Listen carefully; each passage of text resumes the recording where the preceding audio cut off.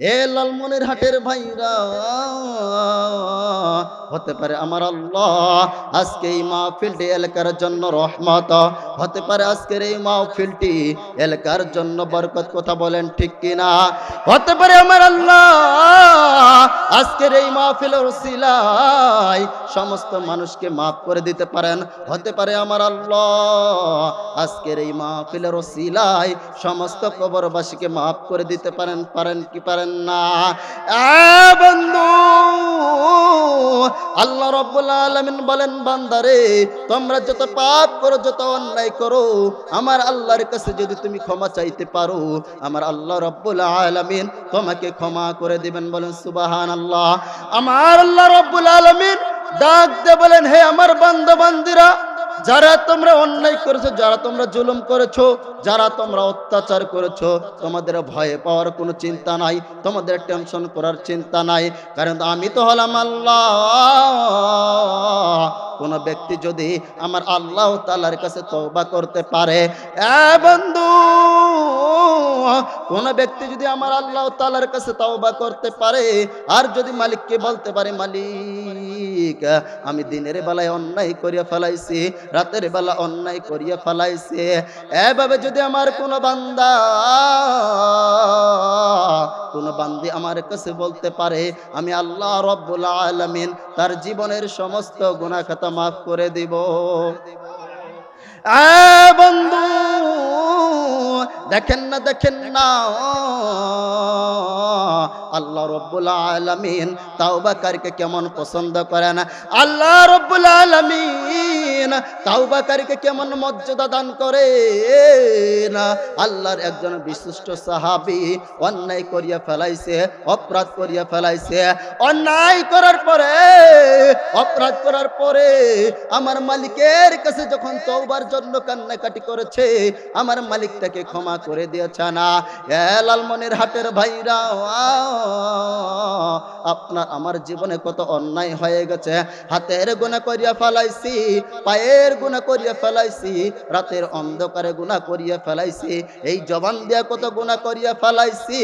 আমার মালিকের কাছে যদি বলতে পারো, মালিক দিনের বেলা অন্যায় করিয়াছি, রাতের বেলা রাতের অন্ধকারে আমি গুনাহ করিয়া ফেলাইছি, ও আল্লাহ আপনি আমাকে ক্ষমা করিয়া দাও, আপনি আমাকে মাফ করিয়া দেন না।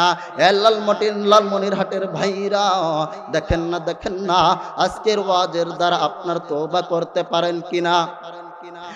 লালমনিরহাটের ভাইরা, আল্লাহর নবীর সাহাবী, বিশিষ্ট সাহাবী সালামা রাদিয়াল্লাহু তাআলা আনহুকে আমার নবী ডাক দিয়া বলেন, এ সালামা তুমি আমার কাছে আসো। বন্ধু, যখন আমার নবীকে ডাক দিয়েছে না, আমার নবীর কাছে সালামা রাদিয়াল্লাহু তাআলা আনহু আসার পরে বলতেছেন, ইয়া রাসূলুল্লাহ, ইয়া হাবিবাল্লাহ, নবীজি আপনি আমাকে ডেকেছেন, বলেন গো নবী, আপনি আমাকে কি বলতে চান? লালমনিরহাটের ভাইরাও, দেখেন না, দেখেন না, তওবা করতে পারেন কিনা? আমার নবী ডাক দিয়ে বলেন, সালাবা রে, আমরা যুদ্ধের ময়দানে যাইতে চাই, সমস্ত সাহাবী যুদ্ধের ময়দানে চইলা যাবে, এখন আমাদের এই মক্কা শহরটাকে দেখার জন্য তোমাকে রেখে যাব। যার বাড়ির মধ্যে খাবার থাকবে না, যার বাড়ির মধ্যে চুলে আগুন জ্বলবে না, যেই বাড়ির মধ্যে অসুস্থ থাকবে, ওই বাড়ির মধ্যে তুমি ঔষধ পৌঁছাইয়া দিবা, যেই বাড়ির মধ্যে খাবার থাকবে না, ওই বাড়ির মধ্যে তুমি খাবার পৌঁছাইয়া দিবা। এই কথাটা বলার পরে আমার নবী যখন সমস্ত সাহাবাই কেরামদেরকে নিয়ে যুদ্ধের ময়দানে চইলা গেলেন, আমার নবী যুদ্ধের ময়দানে যুদ্ধের জন্য চইলা গেছে। এদিকে সালমা রাদিয়াল্লাহু তাআলা আনহু বাড়ি গিয়ে গিয়ে খোঁজ নাই, বাড়ি গিয়ে গিয়ে খোঁজ নাই, খোঁজ নিতে নিতে একজন সাহাবীর বাড়িতে চইলা গেছে। সাহাবার বাড়িতে ডাক দিয়ে বলে, আসসালামু আলাইকুম ওয়া রাহমাতুল্লাহ, বাড়ির মধ্যে কেউ আসনি? যখন এই কথাটি বলছে, ভিতর থেকে একজন মহিলার আওয়াজ বলতেছে, কে গো বাড়ির মধ্যে? বলছে, আমি আছি বাড়ির মধ্যে, তোমার বাড়ির মধ্যে খাবার আসেনি। ওই মহিলা ডাক দেয়া বলে, আপনি কে এসেছেন আমার দরজায়? বলছে, হলেন আমি আল্লাহর নবীর সাহাবী সালবা রাদিয়াল্লাহু তাআলা আনহু। বলছে, বলেন কি বলতে চানা? বলছে, আমার নবী আমাকে দায়িত্ব দিয়েছে, এই মক্কার জমিনে যারা না খেয়ে থাকবে তার বাড়ির মধ্যে তুমি খাবার পৌঁছাইয়া দিবা। আমি বাড়ির মধ্যে এসেছি, তোমার বাড়ির মধ্যে খাবার আসেনি। ওই মহিলা ডাক দিয়ে বলেন, সালবা, না না, আমার বাড়ির মধ্যে খাবার নাই। 3 দিন যাবত আমার পেটের মধ্যে ক্ষুধা, আমার ছোট্ট বাচ্চারা কাঁদে। লালমনিরহাটের ভাইরা, একটু দেখো না কি পরিমাণ অন্যায় করার পরে আমার আল্লাহ তাআলার কাছে ক্ষমা চেয়েছে না। এ বন্ধু, প্লিজ একটু মনটা নরম করিয়া দাও। সালবা রাদিয়াল্লাহু তাআলা আনহু যখন ওই নারীর দরজায় গেছে, ওই নারী যখন বলল, আমার বাড়ির মধ্যে খাবার নাই, আমার বাড়ির মধ্যে 3 দিন যাবত খাবার নাই, আমার বাচ্চারা কাঁদে। এবার সালবা রাদিয়াল্লাহু তাআলা আনহু বলে, বোন রে, আমার একটা ব্যাগ দাও, আমি তোমার বাজার কইরা আইনা দিব। যখন সালবা রাদিয়াল্লাহু তাআলা আনহু এই কথাটি বললেন, এই কথা বলার পরে ওই নারী ভিতরে যাইয়া একটা ব্যাগ নিয়ে আসলো। একটা ব্যাগ নিয়ে আসিয়া যখন সালবা রাদিয়াল্লাহু তাআলা আনহুকে ব্যাগটা দিবে না, ব্যাগটা দেওয়ার জন্য যখন দরজার কাপড়টা সরাইছে, দরজার কাপড়টা সরার পরে যখন ওই নারী হাতটা বাহির করিয়া সালবা রাদিয়াল্লাহু তাআলা আনহুকে ব্যাগটা দিবে না, ব্যাগটা যখন দিতে গেছে, সালবা রাদিয়াল্লাহু তাআলা আনহু আল্লাহর বান্দা যখন ব্যাগটা দিতে গিয়েছে, ঠিক ওই নারীর হাতটা, ওই মহিলার হাতটা বাইর হইয়া গেছে। সালবা রাদিয়াল্লাহু তাআলা আনহুর মনের মধ্যে শয়তান ধোঁকা দিয়েছে। এ সালবা, তুমি যেই বাড়ির মধ্যে এসেছো, তুমি কি তাকে দেখেছো? এই নারীর হাতটা কত সুন্দর, এই নারীর হাতটা কত সুন্দর, না জানি তার শরীরটা কত সুন্দর। তুমি ইচ্ছা করলে ওই নারীর সাথে জেনা করতে পারো, ওই নারীর সাথে তুমি ব্যভিচারিণী করতে পারো। শয়তান যখন সালমা রাদিয়াল্লাহু তাআলা আনহুকে যখন শয়তান ধোঁকা দিয়ে দিল, সালমা রাদিয়াল্লাহু তাআলা আনহু ওই নারীর হাতটা চিপে ধরলেন। ওই নারীর হাতটা চিপে ধরার সাথে সাথে ওই নারী ডাক দেবেন, এ আল্লাহর নবীর সাহাবী, নবী না তোমাকে দায়িত্ব দিয়ে গেছেন, এই এলাকাটা তোমাকে দায়িত্ব দিয়ে গেছেন, যেই এলাকার মধ্যে কেউ অসুস্থ থাকলে তুমি তাকে ঔষধ দিয়া দিবা, যার বাড়ির মধ্যে খাবার থাকবে না তার বাড়ির মধ্যে তুমি খাবার দিয়া দিবা। তুমি কেমনে পারলা আল্লাহর নবীর আমানতকে খিয়ানত করতে? আল্লাহর তুমি না বান্দা, তুমি কেমনে পারলে আমার হাতটা ধরতে? কারণ একজন অপরিচিত নারীর হাত ধরে কবিরা গুনাহ, তুমি তো কবিরা গুনাহ করিয়া ফেলাইছো, আমার আল্লাহ তোমাকে মাফ করে দিবে না। তোমার মনের মধ্যে কি জাহান্নাম নাই? তোমার মনের মধ্যে কি জাহান্নামের ভয় নাই? ওই লালমনিরহাটের ভাইরা, একটু মনটা নরম করু। দেখেন না ছোট্ট একটা পাপ করার কারণে কিভাবে আমার মালিকের কাছে তাওবা করছে, কিভাবে আমার মালিকের কাছে তাওবা করেছে। ওই নারী কথাটা বলার পরে সালমা রাদিয়াল্লাহু তাআলা আনহু ওখান থেকে যখন দৌড় দিয়ে চলে গেছে, আমার নবী যুদ্ধের ময়দান থেকে ফেরত এসে বলছে, সালবা কোথায়? যখন আমার নবী সালবা রাদিয়াল্লাহু তাআলা আনহুকে খুঁজে পাই না, লালমনিরহাটের ভাইরা, মনটা একটু নরম করো গো। যখন আমার নবী খুঁজে পাই না, হঠাৎ করে যখন সালবা রাদিয়াল্লাহু তাআলা আনহুর বন্ধু সাদ রাদিয়াল্লাহু তাআলা আনহু বাড়ির মধ্যে চলে আসে না, আসে ডাক দে বলে, প্রাণের স্ত্রী গো, আমার বন্ধু সালবা রাদিয়াল্লাহু তাআলা আনহু কোথায়? বলছে, তোমার বন্ধু এখন নাফরমান হয়ে গেছে, সে তো বেঈমান হয়ে গেছে, সে আমার সাথে খারাপ কাজ করেছে, সে আমার হাতটা ধরেছে, সে আমার সাথে জেনা করতে চেয়েছে। এই কথাটি বলার পরে ওই বন্ধু ডাক দিয়া বলে না যে সে এখন কোথায় গিয়েছে। ওই মহিলা ডাক দিয়া বলে না, আমি যখন বললাম তুমি না নবীর সাহাবী, তোমার মনের মধ্যে কি জাহান্নামের ভয় নাই? তোমার মনের মধ্যে কি আল্লাহ তাআলার ভয় নাই? এই কথাটি বলার পরে সে আমার কাছ থেকে বিদায় নিয়েছে।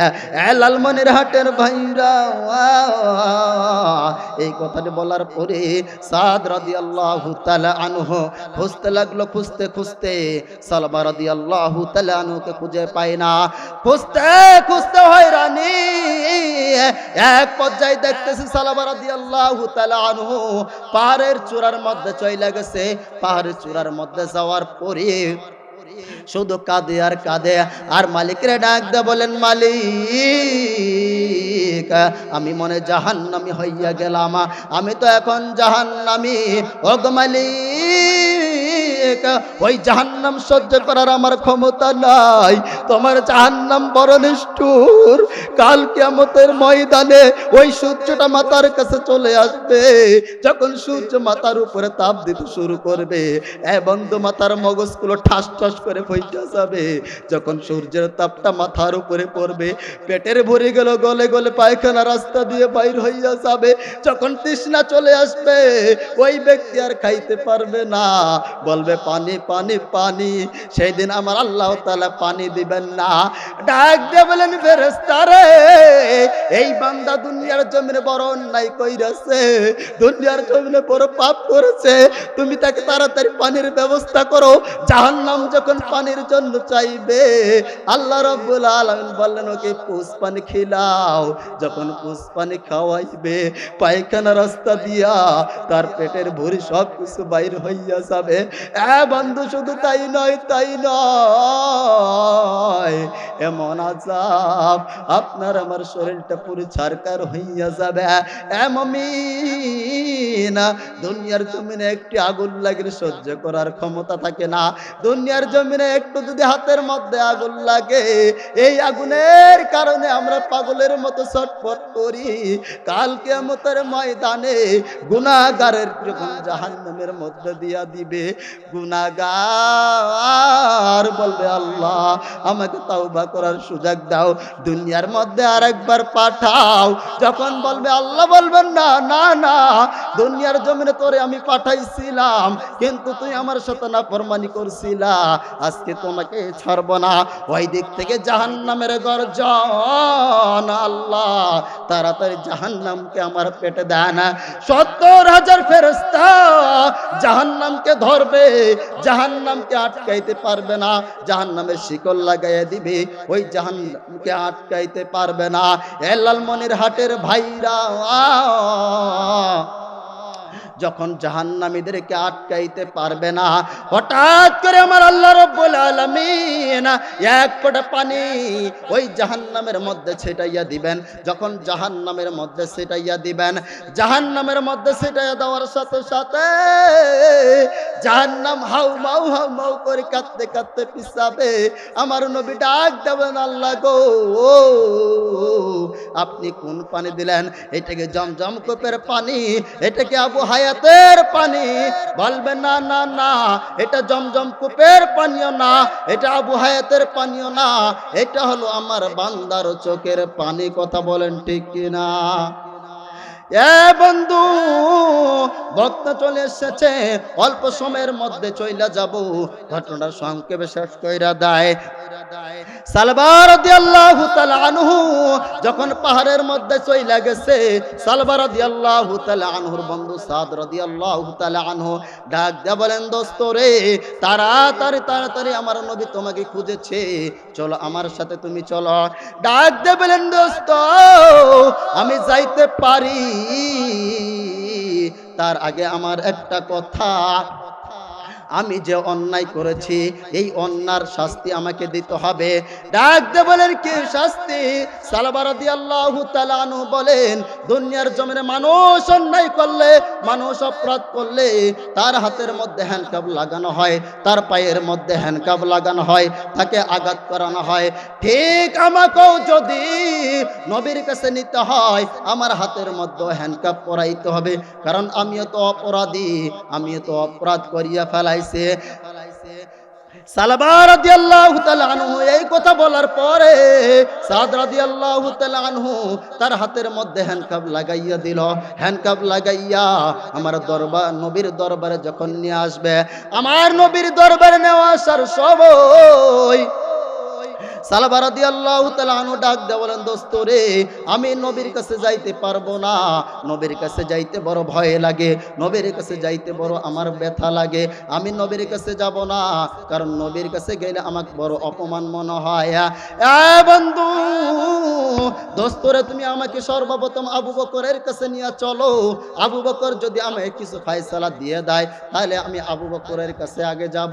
এবার যখন আবু বকরের কাছে নেওয়া হলো, আবু বকরের কাছে যে যখন সমস্ত ঘটনা বর্ণনা করা হলো, আবু লানহু ডাক দিয়ে বলেন, এ গুনাহগার, তুমি আমার দরবার থেকে তাড়াতাড়ি বাইরে হও, তুই আমার দরবারে থাকিস না। এরপর যখন আবু বকরের দরজা থেকে বাইর করিয়া দিল, এবার আলীর দরজায় চলে গেল। আলীর দরজারে ডাক দিয়ে বলেন, দোস্ত রে, আমাকে আলীর কাছে নিয়ে চলো। যখন আলীর কাছে নেওয়া হলো, আলীর কাছে হওয়ার পরে আলী রাদিয়াল্লাহু তাআলা আনহুকে যখন সমস্ত ঘটনা বর্ণনা করা হলো, সমস্ত ঘটনা বর্ণনা করার পরে আলী ডাক দিয়ে বলেন, সালাবা, তুমি এমন অন্যায় করছো, তুমি এমন অপরাধ করছো, তাড়াতাড়ি আমার দরবার থেকে বাইর হইয়া যাও। এবার সালবা কান্না মাখা মুখ নিয়া বাইর হইয়া গেল। আবু বকর আমাকে ফিরাইয়া দিল, আলী আমাকে ফেরাইয়া দিল, আমাকে একটু ওমরের কাছে নিয়ে চলো, ওমর যদি আমাকে ফয়সালা দিতে পারে। বন্ধু ওমরের কাছে যখন নেওয়া হলো, ওমরের কাছে যখন সমস্ত ঘটনা বর্ণনা করা হলো, সমস্ত ঘটনা বর্ণনা করার পরে বলছে না, ওমর বলছেন, আলী রে, একে তাড়াতাড়ি আমার দরবার থেকে বাহির করিয়া দাও। যখন আবু বকর ওমর আলী বাইর করিয়া দিল, সালবা রাদিয়াল্লাহু তাআলা আনহু কাঁদে, এবার আমাকে একটু নবীর কাছে নিয়ে চলো। নবীর কাছে যখন নেওয়া হলো, নবীর কাছে যখন সমস্ত ঘটনা বর্ণনা করা হলো, আমার নবী ডাক দিয়ে বলেন, হে গুনাহগার, তাড়াতাড়ি আমার দরবার থেকে বাইর হও, তাড়াতাড়ি আমার দরবার থেকে বাইর হও, তুমি এমন অন্যায় করেছো, এটার ফয়সালা আমি দিতে পারবো না। আমার আল্লাহ যদি একে মাফ করে দেয় তাহলে আমার আল্লাহ মাফ করে দিবে, তাড়াতাড়ি আমার দরবার থেকে বাইর হইয়া যাও। এ লালমনিরহাটের ভাইরা, ছোট্ট একটা অন্যায় করার কারণে দেখেন না নবী ঘরের মধ্যে ঢুকাননি। আর আপনি আমি জীবনে কত অন্যায় করি, জীবনে কত অপরাধ করি। সালবা রাদিয়াল্লাহু তাআলা আনহুকে যখন আমার নবী বাইর করিয়া দিল, আমার নবী বাইর করে দেওয়ার পরে একদিন, 2 দিন, 3 দিনের মাথায় আল্লাহ রাব্বুল আলামিন জিবরাইলকে পাঠাইয়া দিলেন। জিবরাইলকে পাঠাইয়া দেওয়ার পরে আমার নবীকে বলছেন, নবী, আপনি 3 দিন আগে যাকে ফিরিয়ে দিয়েছেন তাকে আমার আল্লাহ রাব্বুল আলামিন মাফ করে দিয়েছেন, আপনি তার কাছে সইলা জানা। এ লালমনিরহাটের ভাইরা, ওমরকে আমার নবী ডাক দেয়, আলীকে ডাক দেয়, উসমানকে ডাক দেয়, বলে তাড়াতাড়ি তুমি সালাবাকে ফিরাও, কারণ আমার আল্লাহ রাব্বুল আলামিন জিবরাইলের মাধ্যমে আমার কাছে ওহী পাঠিয়েছে, আমার আল্লাহ রাব্বুল আলামিন নাকি সালবা রাদিয়াল্লাহু তাআলা আনহুকে মাফ করে দিয়েছে না। এ লালমনিরহাটের ভাইরা, একটু সময় নেব, 2-4 মিনিটের মধ্যে ঘটনাটা শেষ করে দিব। যখন এই কথাটি বলল, ওমর, আলী, উসমান সালবা রাদিয়াল্লাহু তাআলা আনহুকে খুঁজতে গেলেন। ওইদিকে সালবা রাদিয়াল্লাহু তাআলা আনহু কাঁদতে কাঁদতে পাহাড়ের চূড়ার মধ্যে উঠে গেছে। ওমর, আলী, উসমান যখন সালবা রাদিয়াল্লাহু তাআলা আনহুকে খুঁজে পায় না, খুঁজতে খুঁজতে যখন হয়রানি হয়ে গেছে, হঠাৎ করে তাকে দেখে রাস্তার সাইডে কয়েকজন রাখাল বকরি চড়াচ্ছে, কয়েকজন রাখাল ছাগল চড়াচ্ছে। ওই ছাগল চড়া রাখালকে যায় বলতেছে, রাখাল, এই চেহারার মানুষকে তোমরা দেখেছো নাকি? ওই রাখাল ডাক দিয়ে বলেন, ভাই, কয়েকদিন যাবত আমরা দেখতেছি দেখছি ওই পাহাড়ের চূড়ার মধ্যে একজন মানুষ ওইটা শুধু বলে আল্লাহ জাহান্নাম থেকে বাঁচান, জাহান্নামের আযাব সহ্য করতে পারবো না। ওমর ডাক দেবেন সাদরে, এবার মনে হয় আমরা সালাবা রাদিয়াল্লাহু তাআলা আনহুকে পেয়ে গেছি, সালাবা রাদিয়াল্লাহু তাআলা আনহুকে পেয়ে গেছি। সালাবা রাদিয়াল্লাহু তাআলা আনহুর কাছের মধ্যে চইলা গেছে। এমন তো সময় মাগরিবের সময় হইয়া গেছে, অন্ধকার হইয়া গেছে। অন্ধকার হয় যখন হয়ে গেছে, ওমর রাদিয়াল্লাহু তাআলা আনহু দেখেন সালাবা রাদিয়াল্লাহু তাআলা আনহু একটা গাছের গোড়ার মধ্যে বইসা ডাক দিয়ে বলেন মালিক, ডাক দাও, একটা মালিককে ডাক দাও, মালিক আমি অন্যায় কইরা ফেলাইছি, আমারে মাফ কইরা দাও, তোমার জাহান্নাম সহ্য করতে পারবো না, তোমার জাহান্নামের আযাব সহ্য করার আমার ক্ষমতা নাই। এ বন্ধু, এইভাবে যখন কাঁদে ওমর রাদিয়াল্লাহু তাআলা আনহু খপ করে যে সালাবা রাদিয়াল্লাহু তাআলা আনহুর হাতটা ধরেছে না, হাতটা ধরার পরে ডাক দেয়া বলি সালাবা রে, নবী তোমাকে ডেকেছে, চলো চলো চলো নবীর কাছে চলো। সালাবা রাদিয়াল্লাহু তাআলা আনহু ডাক দেয়া বলেন রাতের অন্ধকারে তোমাকে আমি চিনতে পারি না, তবে কণ্ঠ শুনে মনে হয় আপনি হলেন আমিনুল মুমিনিন ওমর ইবনুল খাত্তাব রাদিয়াল্লাহু তাআলা আনহু। বলছে হ্যাঁ আমি ওমর রাদিয়াল্লাহু তাআলা আনহু। বলছেন নবী তোমাকে ডেকেছেন, চলো চলো। সালাবা রাদিয়াল্লাহু তাআলা আনহুর চোখ বেয়ে পানি পড়ে আর মালিকের ডাক দিয়ে বলেন মালিক আপনি যদি আমারে মাফ কইরা দেন তাহলে আমি জান্নাতে যাব, আর যদি আপনি মাফ না কইরা দেন তাহলে আমি জাহান্নামে চইলা যাব। রাতের অন্ধকারে ওমর রাদিয়াল্লাহু তাআলা আনহু যখন সালাবা রাদিয়াল্লাহু তাআলা আনহুকে যখন আমার নবীর কাছে নিয়ে আসবে, এমন তো সময় ফজরের সময় সালাত হয়ে গেছে, ফজরের আজান দিয়ে দিছে, আমার নবী সালাতের ইমামতে দাঁড়িয়ে গেছেন, পিছনে আয়েশা ওমর আলী উসমান সালাবা রাদিয়াল্লাহু তাআলা আনহু ফেরেশ হইয়া আমার নবীর ইমামতিতে দাঁড়িয়ে গেছেন। আমার নবীর ইমামতিতে যখন দাঁড়িয়ে গেছেন, আমার নবী সূরাতুল ফাতিহা তেলাওয়াত করে এরপর দ্বিতীয় সূরার মধ্যে ধরছেন আল্লাহকুমুত তাকাসুর। এই আয়াতটা যখন তেলাওয়াত করছে সালাবা রাদিয়াল্লাহু তাআলা আনহু একটা চিৎকার দিয়ে মসজিদের মধ্যে পড়ে গেছে, আল্লাহকুমুত তাকাসুর, এই দুনিয়ার প্রসাদ্য তোমাকে ধ্বংস কইরা দিবে। এরপরে যখন দ্বিতীয় রাকাতের মধ্যে আমার নবী সূরাতুল ফাতিহা তেলাওয়াত করার পরে যখন দ্বিতীয় আয়াত তেলাওয়াত করেছেন আল্লাহকুমুত তাকাসুর হাত্তা যুরতুমুল মাকাবির, যতক্ষণ পর্যন্ত তুমি কবরে যাবে তার আগে দুনিয়া ধ্বংস হইয়া যাবে। এই আয়াতের ব্যাখ্যা শুইনা সালাবা রাদিয়াল্লাহু তাআলা আনহু আরেকটা চিৎকার দিয়ে দুনিয়ার জমিন থেকে বিদায়। আমার নবী দ্রুত সালাত শেষ করার পরে ডাক দিয়ে বলেন ওমর তুমি তাড়াতাড়ি পানির ব্যবস্থা করো। সালাবা রাদিয়াল্লাহু তাআলা আনহু বেহুশ হইয়া গেছে, তাকে পানির ব্যবস্থা করো। সালাবা রাদিয়াল্লাহু তাআলা আনহু মুখের মধ্যে যখন পানি দেয় সালাবা রাদিয়াল্লাহু তাআলা আনহুর জ্ঞান ফিরে না, তখন ওই দিক থেকে ওমর রাদিয়াল্লাহু তাআলা আনহু ডাক দিয়ে বলেন নবী সালাবার বেচারা এই দুনিয়ার জমিন থেকে বিদায় হইয়া গেছে। যখন আমার নবীর কথা অনুযায়ী সালাবা রাদিয়াল্লাহু তাআলা আনহুর গোসলের ব্যবস্থা করলো, আমার নবী নিজে তার কাপড়টা পরাইলো। কাপড়টা পরার পরে ওই কবরের মধ্যে যখন নেবে, কবরের মধ্যে নেওয়ার পরে আমার নবী যখন যায় মুসল্লিটা ঘরের মধ্যে নিছে, আমার নবী যখন হাঁটতেছে সাহাবায়ে কেরাম তাকাইয়া দেখে ওই ব্যক্তিটা খরাইয়া খরাইয়া হাঁটতেছে, বুড়া আঙ্গুলের উপর ভর দিয়ে হাঁটতেছে। এলাল মনির ভাইরা 2 মিনিটের মধ্যে বিদায় নিয়ে আনিব। যখন সালামা রাদিয়াল্লাহু তাআলা আনহুর সমস্ত দাফন সম্পন্ন হয়ে গেল, দাফন সম্পন্ন হওয়ার পরে আমার নবীকে প্রশ্ন করতেছেন নবীজি আপনি যখন সালাবার লাশটা নিয়ে যাচ্ছিলেন তখন আপনি খরাইয়া খরাইয়া কেন হাঁটতেছিলেন, বুড়ো আঙ্গুলের উপর কেন ভর দিয়ে হাঁটতেছিলেন না? আমার নবী কাঁদে আর ডাক দিয়ে বলেন সাহাবায়ে কেরাম আমি যখন সালামা রাদিয়াল্লাহু তাআলা আনহুর লাশটা নিয়ে কবরের দিকে যাচ্ছিলাম, আমার আল্লাহ রাব্বুল আলামিন এত পরিমাণ ফেরেশতা নাজিল করছিল, আমি হাঁটার মতো রাস্তা পাইতেছিলাম না।